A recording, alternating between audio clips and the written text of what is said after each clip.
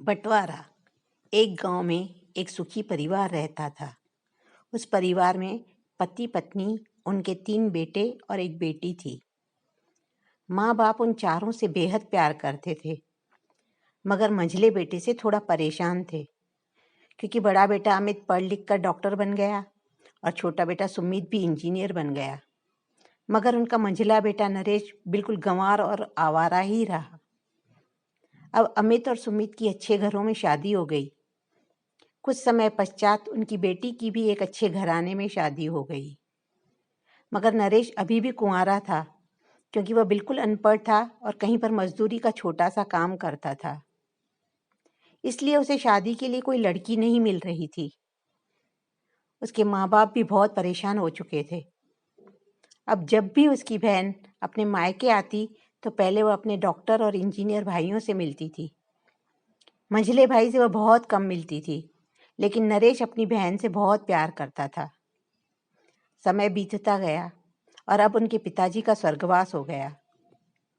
माँ ने गांव की एक सीधी सादी गरीब लड़की से अपने बेटे की शादी करवा दी। शादी होते ही न जाने क्या हुआ कि वो अनपढ़ बेटा पूरा मन लगाकर काम करने लगा और पहले से कहीं ज्यादा मेहनत करने लगा। अब कोई दोस्त घूमने फिरने को बुलाने आता तो वह कहता कि नहीं, पहले तो मैं अकेला था, अब मेरी शादी हो गई है, मेरी जिम्मेदारियां बढ़ गई हैं, कल को आने वाले बच्चों के लिए भी तो कुछ जोड़ना पड़ेगा, इसलिए दोस्त अब मैं बेवजह घूम फिर नहीं सकता। यह कहकर गंवार लड़का सीधा अपने काम पर निकल जाता है। अब उसके दोनों भाई डॉक्टर और इंजीनियर आपस में यह बात करते हैं कि अब तो नरेश की पत्नी भी है, घर खर्च बढ़ते जा रहा है, कल को इनके बच्चे भी होंगे। हम दोनों तो नरेश से कहीं ज़्यादा पैसे कमाते हैं, परंतु अधिकतर पैसा तो घर खर्च में लग जाता है। हम बचत तो कर ही नहीं पाते। कल को हमारे बच्चों की अच्छी पढ़ाई लिखाई के लिए हमें पैसे लगेंगे। उन्होंने माँ से कह दिया कि वो अब घर और ज़मीन का बंटवारा चाहते हैं और उन्होंने अपनी बहन को भी बुलावा भेजा। अपने गंवार भाई से भी कह दिया कि आज तुम अपने काम पर मत जाना, क्योंकि हम सब आज घर और ज़मीन का बंटवारा करेंगे। उसी वक्त उनकी बहन भी आ जाती है। तभी उसका गंवार भाई कहता है कि तुम लोग बंटवारा कर लो और मुझे मेरे हिस्से में जो देना हो मुझे दे देना, मैं शाम को आकर कागजात पर अंगूठा लगा दूंगा। तभी उसकी बहन कहती है, अरे बेवकूफ़, तू तो अनपढ़ और गंवार ही रहेगा। जमीन जायदाद का हिसाब तो आमने सामने बैठकर ही होता है। तभी उसके दोनों भाई भी बीच वाले गंवार भाई को उल्टा सीधा कहते हैं। तभी उसकी माँ उसे कहती है कि बेटा, आज तू काम पर मत जा, बंटवारा सबके सामने हो तो अच्छा है। उसी वक्त वकील भी आ जाता है।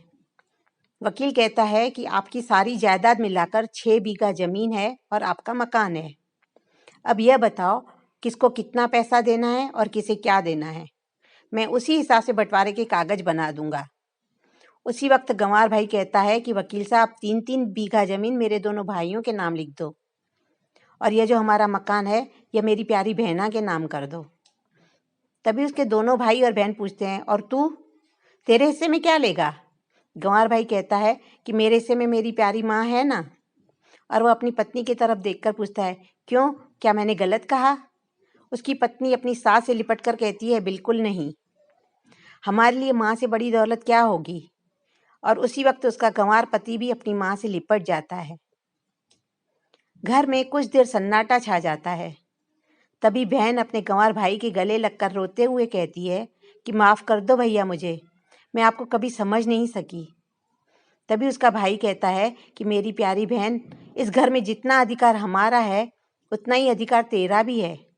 और रही बात बंटवारे की, तो बंटवारा नहीं करने से हमारा जीवन रुक तो नहीं जाएगा। क्यों करते हैं हम बंटवारा? क्या हम एक साथ मिलकर नहीं रह सकते, जैसे हम बचपन में मिलकर रहते थे? माँ, आप तो हमें ये सिखाती थी कि अच्छा खुशहाल परिवार उसे ही कहते हैं जहाँ सभी लोग साथ में प्यार से मिलजुल कर रहें, एक दूसरे का सुख दुख बांटें। यह सब सुनकर उसके दोनों भाई भी बहुत शर्मिंदा होते हैं और बंटवारे के सभी कागज फाड़कर फेंक देते हैं। माँ अपने गंवार बेटे को सीने से लगाकर लाखों आशीषें देती है, और दे भी क्यों ना, इसी बेटे ने तो परिवार को बिखरने से बचाया। दोस्तों, भाई भाई का रिश्ता भगवान ने विपत्ति बांटने के लिए बनाया था, पर अफसोस आज ये सिर्फ संपत्ति बांटने तक सीमित रह गया। यह कहानी आपको कैसी लगी हमें कमेंट करके ज़रूर बताएं।